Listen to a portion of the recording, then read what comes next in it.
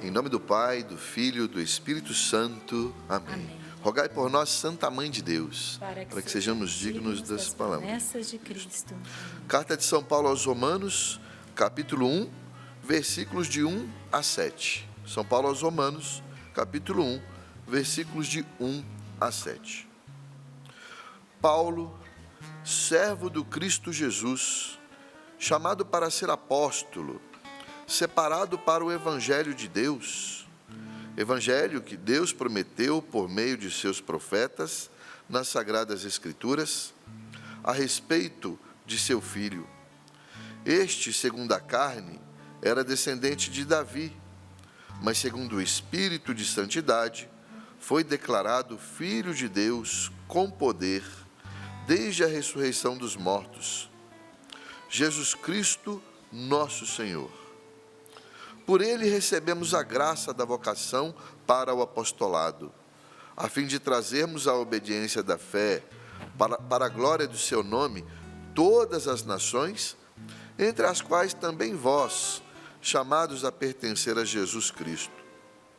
A vós todos que estáis em Roma, amados de Deus e santos por vocação, graça e paz da parte de Deus nosso Pai e de nosso Senhor Jesus Cristo. Essa é a abertura da carta, de São Paulo aos Romanos. Como eu disse no início do programa, a Igreja do Brasil nos orienta, nos indica, aqui no mês de setembro, que é o mês da Bíblia, cada ano ela sugere um livro bíblico para nós nos aprofundarmos. Nesse ano de 2025, a proposta somos nós nos voltarmos um pouco mais para a Sagrada Escritura e, de modo especial, através da carta de São Paulo aos Romanos. Então, como hoje é o primeiro dia do mês de setembro, o primeiro dia do mês da Bíblia, e nós somos convidados a estudar essa carta, eu quis trazer para vocês essa meditação a partir dos primeiros versículos da carta, para que a gente medite hoje essa abertura e para que você continue fazendo isso durante o mês de setembro. Quero te ajudar hoje, quero te dar um empurrãozinho, tá? Quero te dar um empurrãozinho para nós juntos, fazemos o estudo durante esse mês de setembro. Vamos começar aqui no Sorrindo para a Vida e vamos continuar isso aí, esse estudo, durante este mês, meditando, rezando com a palavra de Deus, de modo especial, na carta de São Paulo aos Romanos. Prometo que se eu voltar aqui esse mês ainda, eu vou continuar a carta aos Romanos, tá? Combinado? Vamos lá. Primeira coisa que a gente precisa entender, então, quando nós pegamos uma abertura de uma carta dessas. A carta de São Paulo aos Romanos não é simples, não é fácil. É talvez a carta mais difícil de São Paulo. Eu considero como um dos livros mais densos da Sagrada Escritura. Mas quanto mais denso e também quanto mais complexo, mais beleza a gente descobre lá, Então é por isso que é importante nós estudarmos essa carta. São Paulo aqui escreveu para os romanos, mas a gente tem que entender que ele não fundou a comunidade de Roma. Ele fundou outras comunidades. Corinto, por exemplo, ele fundou a comunidade de Coríntios. Aqui não. Mas aqui também ele escreve para essa comunidade. E ele escreve para uma comunidade que estava na capital do mundo dessa época. Nessa época de Paulo, quem comandava o mundo era o Império Romano. O Império Romano, gente, foi um império sem precedentes, era um negócio gigante. Roma dominava militarmente, pela força, quase todos os outros lugares do mundo conhecidos, que eles conheciam na época. Eles iam irradiando Roma pelo mundo que eles alcançavam. E o Império Romano se tornou um negócio gigante. E Roma, como capital desse império, se tornou uma cidade também muito grande, com muita gente lá. Você já ouviu uma expressão assim, que a gente usa, quando a gente vai tentar resolver um problema, e se eu for pelo caminho A ou pelo caminho B, eu vou conseguir resolver do mesmo jeito? Aí a turma fala assim, todos os caminhos levam a Roma. Você já ouviu isso? Vem dessa época aqui. Porque uma das maneiras que os romanos, o Império Romano fazia para dominar os outros povos, eram criando superestradas, as estradas romanas, os caminhos romanos.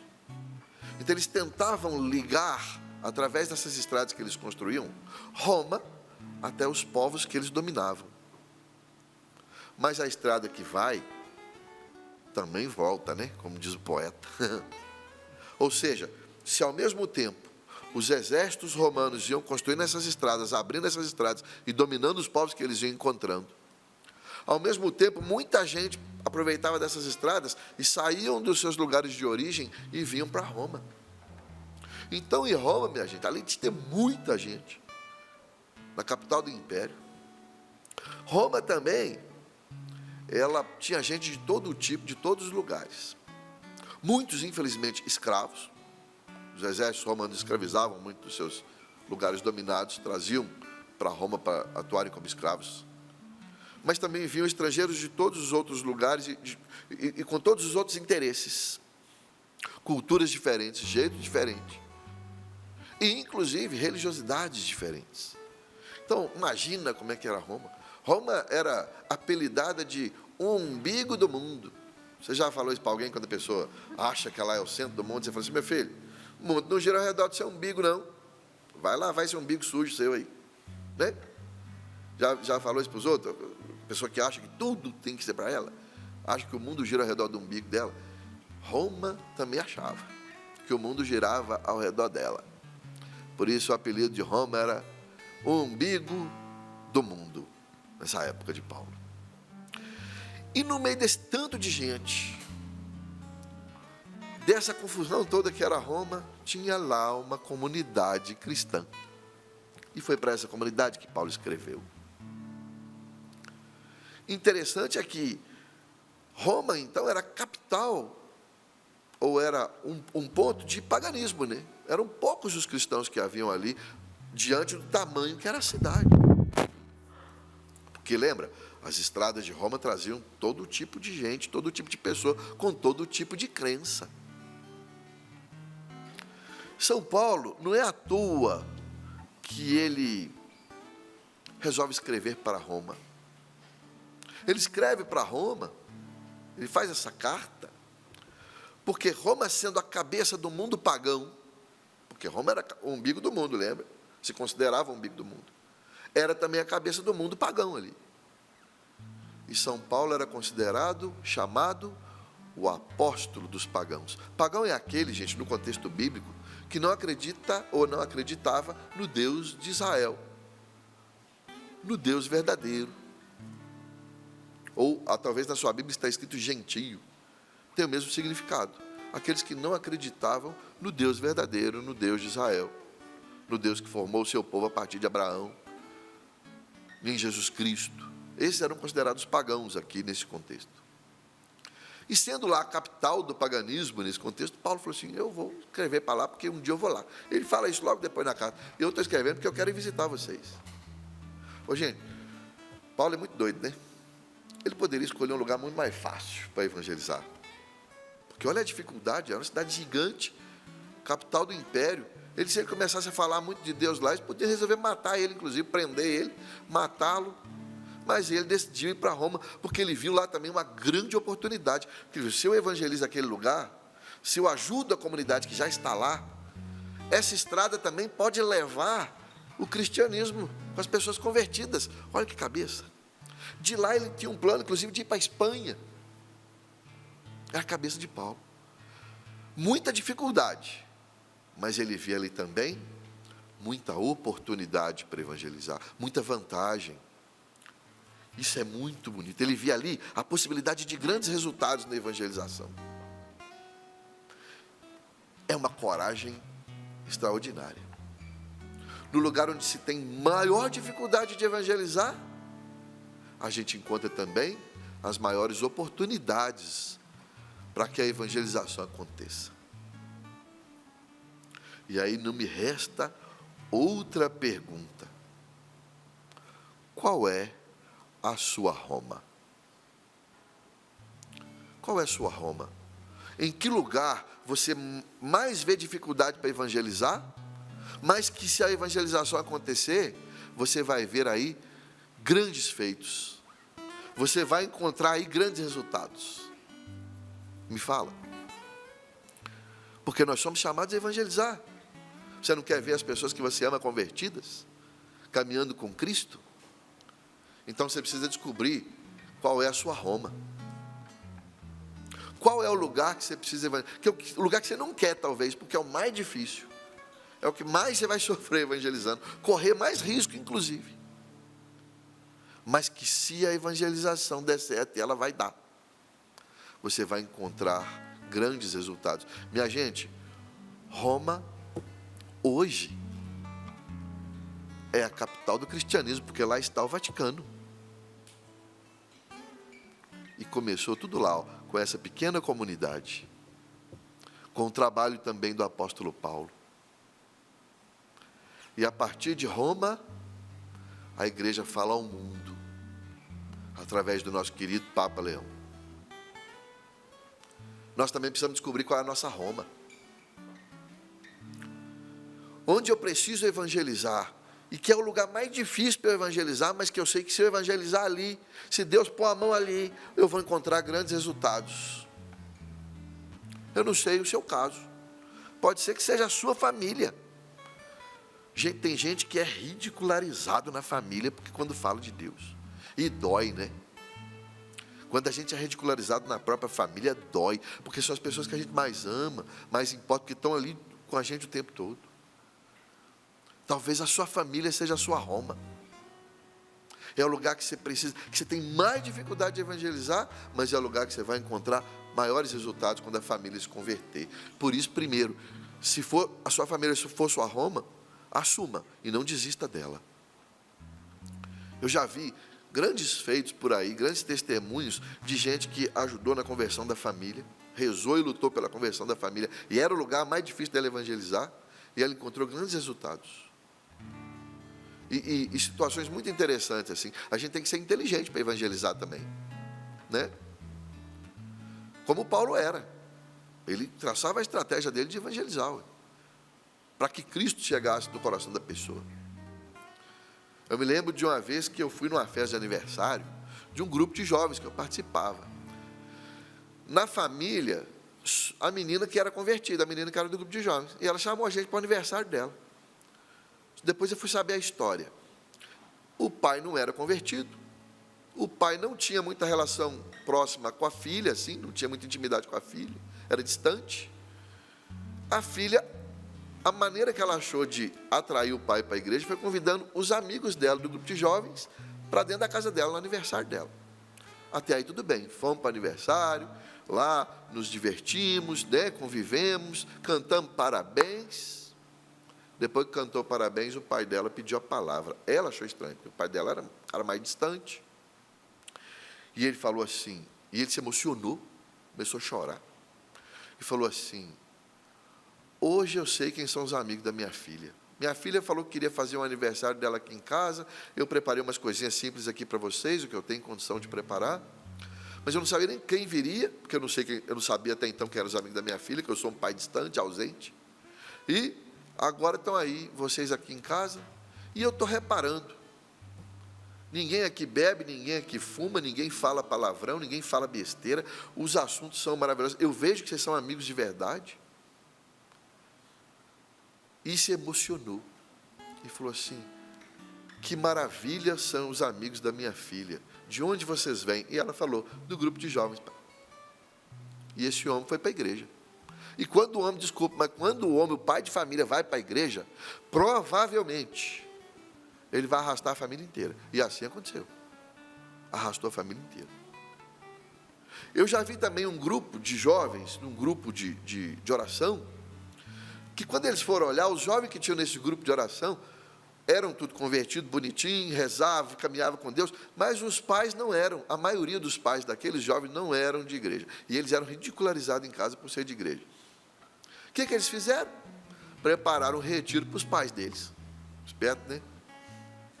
E aí convidaram os pais, a maioria dos pais foi, e a maioria dos pais que estavam naquele retiro tiveram um encontro pessoal com Jesus Cristo. Está vendo? A Roma dessas pessoas era a família. E elas foram lutando. E conseguiram grandes resultados, porque a família inteira foi se convertendo. Olha que bonito. Qual é a sua Roma? Onde é o lugar mais difícil de você evangelizar e que você sabe que você vai encontrar grandes resultados, se a evangelização acontecer? Talvez seja no seu trabalho. Talvez o ambiente do seu trabalho seja difícil, inclusive. É claro, em todos os casos você não pode ser chato, tá? É regra de ouro para quem vai evangelizar. Porque o chato ninguém aguenta. Inclusive, você ficar falando de Deus na cabeça da pessoa o tempo inteiro, ela vai cansar de você. Você tem que ser igual Paulo. Saber o que você está fazendo. Com estratégia, com reta intenção, com amor, com cuidado. Né? No trabalho, a melhor maneira que você tem de evangelizar, eu não tenho dúvida disso. A melhor maneira que você tem de evangelizar no seu trabalho, primeiro, é não sendo chato. E é sendo bom no que você faz, sendo honesto, sendo justo e fazendo bem o que você tem que fazer todo dia. Sabe por quê? Porque as pessoas percebem. E todo mundo passa sofrimento na vida. Todos nós passamos momentos de dificuldade na vida. E aí o seu colega de trabalho, quando estiver passando um momento de dificuldade na vida, ele não vai pedir ajuda, não vai pedir conselho, não vai pedir oração para aquele colega da bagunça. Ele não vai. Ele vai pedir para você. Talvez ele nem converse com você no dia a dia, porque ele sabe que você não gosta de bagunça. Mas na hora do aperto, ele vai até você. É ou não é? Você vai atrás de gente bagunçada na hora de pedir conselho? Não vai. Você vai atrás de gente bagunçada na hora de pedir oração? Não vai. Então, seja essa pessoa honesta, correta, justa, que trabalha bem, para ser luz nesse lugar. E você ajuda na conversão das pessoas. Você leva Cristo até as pessoas, é a sua Roma. Às vezes a gente pede oportunidade. O meu irmão mais velho, ele é diácono da igreja hoje. E a conversão dele começou no trabalho, ele me falou. Uma amiga dele simplesmente chamou ele para ir num grupo de oração. E ele, que viveu uma fase muito afastado e longe da igreja, aceitou o convite. Um convite para ir no grupo de oração, ponto. Ali começou a mudança de vida. Hoje ele é diácono da igreja. Era a Roma daquela mulher, com certeza, o trabalho. Com certeza. Qual é a sua Roma? Olha, por incrível que pareça, talvez a sua Roma seja a sua paróquia, a sua comunidade de fé. Talvez lá seja o lugar que você precisa mais evangelizar. Talvez o movimento que você participa, pastoral que você está nela, está uma bagunça.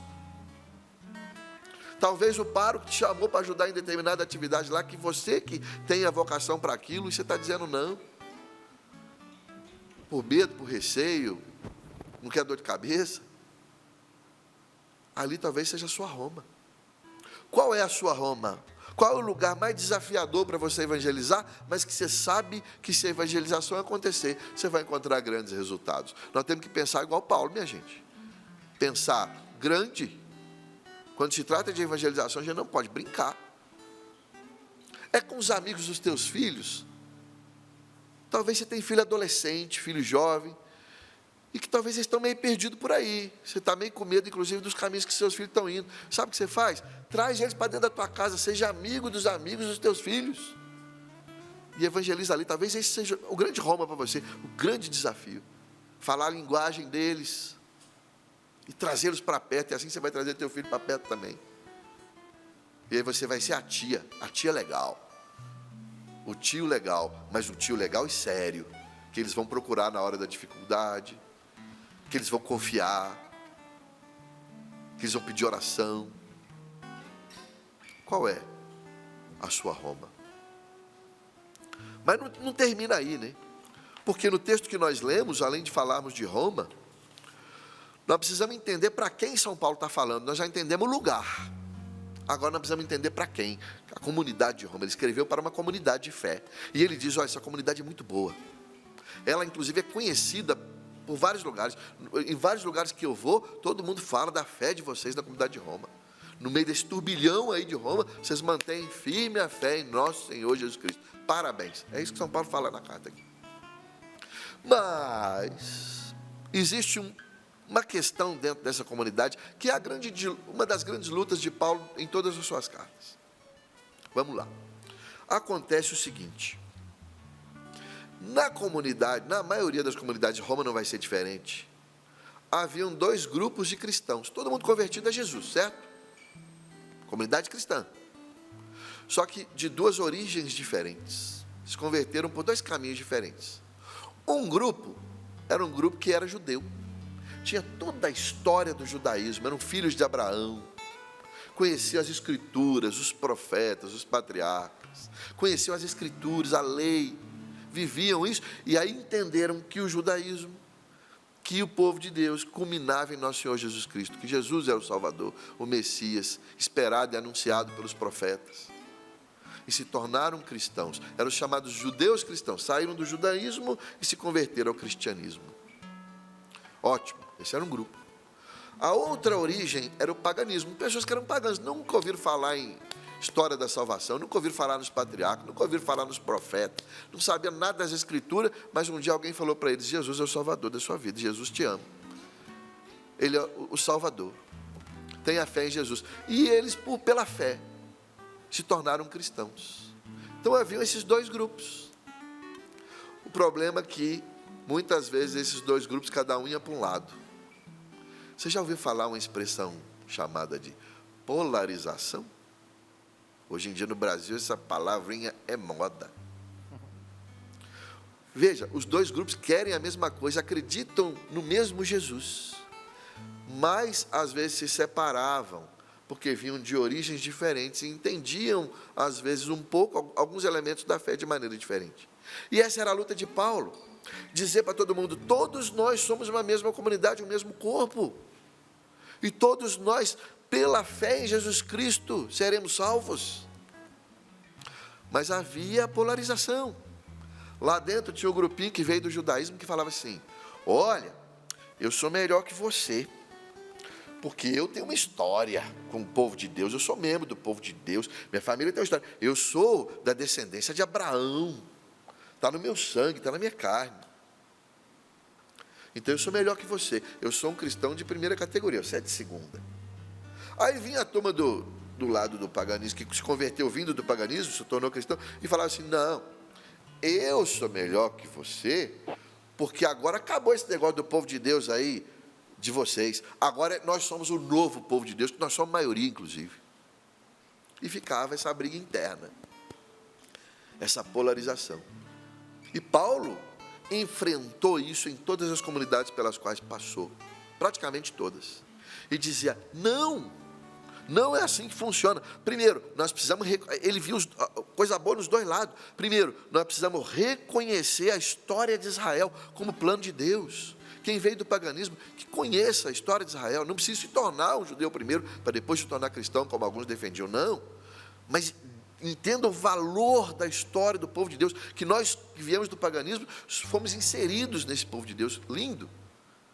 Mas ao mesmo tempo, ele falava: olha, vocês que vieram do paganismo e se converteram ao cristianismo, vocês mostram que a salvação é para todos. Atenção, vocês que vieram do judaísmo, a salvação não é só para vocês. Você não tem que transformar a primeira pessoa no judeu para depois ser cristão, não. A salvação não é só para um povo exclusivo, mas agora em Jesus Cristo, todas as nações, vai dizer Paulo no texto, pela fé serão salvas. Ele via o lado positivo e bom dos dois lados e mostrava: somos um, nós não podemos nos separar. É a famosa polarização, que também, se você quer evangelizar a sua Roma, você primeiro tem que não deixar a polarização tomar conta. Tem gente que não consegue evangelizar, sabe por quê? Porque tem briga de time de futebol na família, no trabalho. Já viu isso? Se você está brigando por causa de time de futebol no seu trabalho, você acha que você vai conseguir evangelizar alguém lá? Você está polarizando. Tem gente que mata e morre por causa de time de futebol. Quase toda semana eu gosto de futebol. Eu gosto como diversão. Relaxo assistindo um joguinho de futebol, descanso. É diversão para mim. Mas vira e mexe, eu abro os noticiários e vejo morte de torcedor por causa de briga de torcida. Isso é polarização. É Cruzeiro e Atlético em Minas Gerais. É Grêmio e Internacional lá no sul do Brasil. É no norte do Brasil, no Pará, Paysandu e Remo. Bahia e Vitória, aí na Bahia. O que mais? Flamengo e Fluminense, Botafogo e Vasco no Rio. Ontem teve São Paulo e Corinthians. Em São Paulo. São Paulo e Corinthians, não, Palmeiras e Corinthians, desculpa. São Paulo, Santos. tem essa briga que mata e morre por causa de futebol. Como é que você vai evangelizar a sua Roma se você está polarizando por causa de uma besteira que é torcida de time de futebol? Como é que você vai evangelizar a sua Roma ano que vem? Ah, Jesus, não vou falar o nome de ninguém aqui não, mas ano que vem é ano eleitoral, tá? Abre teu olho. Como é que você vai evangelizar a tua Roma se talvez você está brigando por causa de política? O candidato A e o candidato B, para não falar nome aqui, não tomar processo. O candidato A e o candidato B. Eu sou do candidato A e eu não converso com quem é do candidato B. Gente, eu conheço famílias que as pessoas não conversam umas com as outras há 7 anos por causa de eleição, por causa de briga de política, por causa de um é candidato A e outro é candidato B. Você tem direito de torcer para o time que você quiser, para se divertir. Futebol é uma coisa boa, está na cultura nossa do brasileiro, né? Que criança, pelo menos na minha geração, não quis ser jogador de futebol. E é bonito isso, está na nossa cultura. Que bom que você vota, isso é democracia. Você tem direito de votar no candidato que você quiser. Agora, o que nós católicos, que queremos que o Cristo seja conhecido, amado, que nós não podemos fazer é polarizar. É dividir o povo de Deus por causa de besteira. Porque diante de Jesus Cristo, futebol, dividir por causa de futebol, dividir por causa de política, dividir por causa de qualquer coisa é besteira.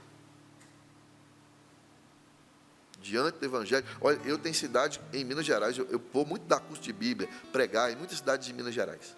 Tem cidade lá que eu não falo o time que eu torço, que é a primeira coisa que eles me perguntam. Porque eles falam, ó, se você falar que é Cruzeiro, todo mundo do Atlético não vai ouvir o que você está falando aí, não. Se você falar que é Atlético, todo mundo do Cruzeiro não vai ouvir o que você está falando. Acontece, tá? Já me aconteceu. Nós não podemos deixar isso acontecer, minha gente. Nós somos católicos. Né? Dentro da igreja acontece. Ah, eu venho de uma família católica. Você chegou aqui agora, meu filho, na igreja, na pastoral. Também divide, isso é polarização. Nós não podemos. Ah, eu estou aqui há muitos anos nesse movimento, nessa pastoral, sou quase dono desse negócio aqui, o que não pode, né? O outro chegou agora. Ou então o outro que chegou agora também não respeita quem já está, quer mudar tudo. Não, eu cheguei, eu que sei, eu vou mudar tudo isso aqui. Tem o que sabe, o que não sabe, o que é mais velho, o que é mais novo. Né? Mas nós somos todos o mesmo corpo. É a sua família. São os seus colegas de trabalho. São seus amigos. Não faça isso. Não. Primeira coisa, nós precisamos acabar com a divisão. Nós precisamos ser pontes, nós precisamos trazer a paz. O Papa Leão XIV tem falado praticamente todos os seus discursos sobre a paz. Acabar com a guerra. E nós, quando polarizamos, nós estamos causando guerra. É isso que a carta aos Romanos nos orienta. Logo na sua abertura. Primeiro, não existe judeu, grego, é assim que São Paulo vai falar mais adiante. Não existe diferença entre aqueles que vieram do judaísmo e aqueles que vieram do paganismo. Todos, pela fé, creem em nosso Senhor Jesus Cristo. Não existe aquele que é do candidato A e do candidato B, do time A, do time B. Todos nós, pela fé, precisamos crer em Jesus Cristo juntos, caminhar juntos. E assim a gente vai conseguindo evangelizar a nossa Roma. Porque nós não estamos fazendo parte da divisão, nós não estamos polarizando, mas nós estamos promovendo a unidade. E assim nós já estamos evangelizando a nossa Roma. Aquele lugar maravilhoso, que é difícil de evangelizar. Mas justamente porque é difícil, nós vamos colher grandes frutos. Frutos maravilhosos. Veja a igreja. Olha para a igreja. Roma, eu expliquei para você como era a bagunça de Roma. E olha o que é Roma hoje. Lá está o Vaticano. Lá está a autoridade máxima da igreja. De lá a igreja evangeliza o mundo todo, fala ao mundo todo. Todo mundo olha para Roma e a primeira coisa que se olha para Roma é para a igreja católica quando se olha para Roma. Era um lugar de maior dificuldade e olha a grandeza do resultado. Por isso, meu irmão, minha irmã, ao final dessa pregação, dessa meditação, esse início da carta aos Romanos, que eu te convido a continuar estudando nesse mês de setembro, que você olhe para a sua Roma. Qual é? Qual é o lugar de maior dificuldade de evangelizar, mas que você vai alcançar grandes resultados? E olhe para você mesmo. O que você está fazendo na sua Roma? Você está dividindo ou está unindo? Está polarizando ou está juntando as pessoas que estão separadas? Primeiro, trabalhe na unidade e não na polarização. Todos nós, como corpo de Cristo, caminhando juntos. E assim você já estará evangelizando a sua Roma. Aquele lugar que você vai, suar. Vai ser difícil. Mas você já pode vislumbrar os grandes feitos, os grandes resultados que Deus vai operar pela sua fidelidade, porque você vai ser fiel. Assim como a comunidade de Roma começou lá, pequena, no meio daquela multidão que era Roma. E hoje se tornou, e hoje é, o lugar onde está o Vaticano, a capital do cristianismo no mundo, onde está o nosso querido Papa. E de lá, o cristianismo, o Cristo chega a todas as nações. Louvado seja nosso Senhor Jesus Cristo, para sempre seja louvado.